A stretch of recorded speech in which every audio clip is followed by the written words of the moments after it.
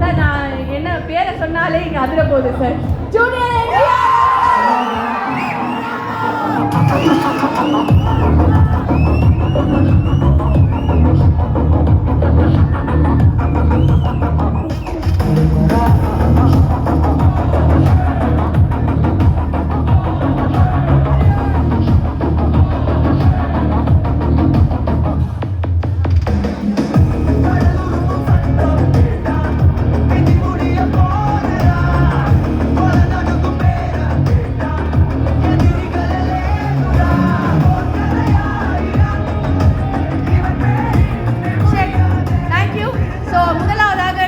பேச அழைக்க போகிறது ரொம்ப ஸ்பெஷலான ஒரு பர்சன் அப்படின்னு சொன்னேன்.